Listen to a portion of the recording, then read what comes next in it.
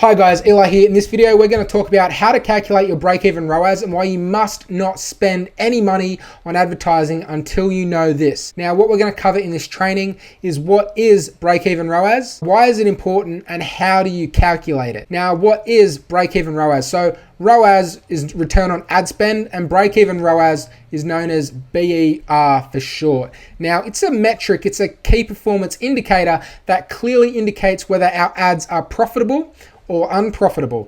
Now, it can be used to identify which ads you should turn off and which ads can possibly be scaled up. Now, I do not recommend spending any money whatsoever on ads until you're able to pinpoint and identify your break-even ROAS. Now, how do you calculate your break-even ROAS? So it's a simple formula, and that is your sale price divided by your net profit. That will give you your break-even ROAS. So I have two examples here. One is a kind of mid to low ticket product. The other is a more high ticket product.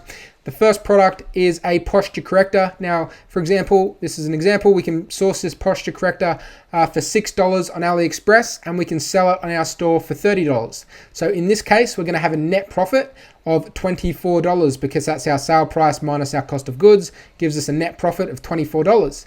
Now we're going to plug that into our formula, which is sale price divided by net profit. So we're selling the posture corrector for $30. We have a net profit of $24. So we go 30 divided by 24. That gives us 1.25.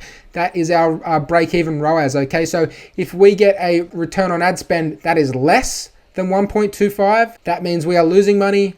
If we get a return on ad spend that is more than 1.25, that means we are profitable. So we need to put, for every dollar we put into Facebook, we need to get at least 1.25 back out to break even. Okay, if you want to ideally get more than that, higher than 1.25, that way you're going to be profitable. But anything lower than 1.25, that means you are unprofitable. Now, the second example is our more high ticket product, and that is just a beauty device.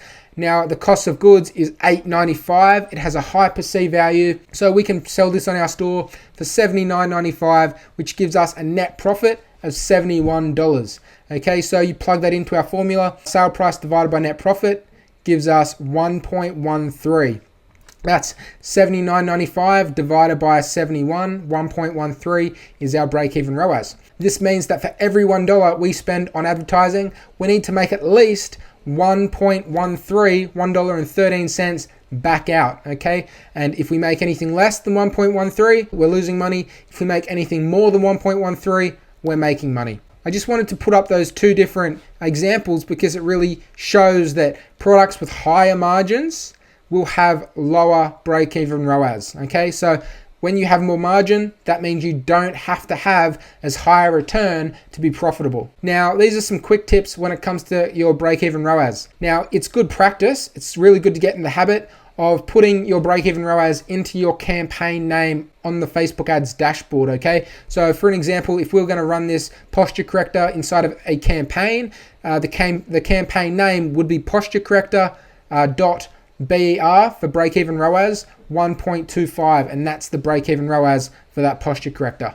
Okay, that way you can quickly identify the break-even ROAS for each product. Now, it's vital to understand your break-even ROAS in order to know which ads to leave on and which ads to turn off. Okay, without knowing this number, without knowing this KPI, you don't know exactly when to turn something off or keep something on. Okay, very much data driven Facebook advertising. Every decision that you make must be based on data. Knowing your break-even ROAS is crucial so you can make that informed decision on whether or not your ads stay on or get turned off. Now, one thing I want to mention is just because one of your ads drops below its break-even ROAS on a particular day does not mean that you should immediately turn it off, okay? Because you want to try and view your campaign data over an extended period of time. Between 3 and 7 days is what I usually recommend, and this will account for daily variance and regression to the mean. Simply put, you're going to have good days and you're going to have bad days. Just because your ad is unprofitable and it drops below its break-even ROAS one day, it might just be a bad day, okay? So regression to the mean, if the red line is the average, which is the mean,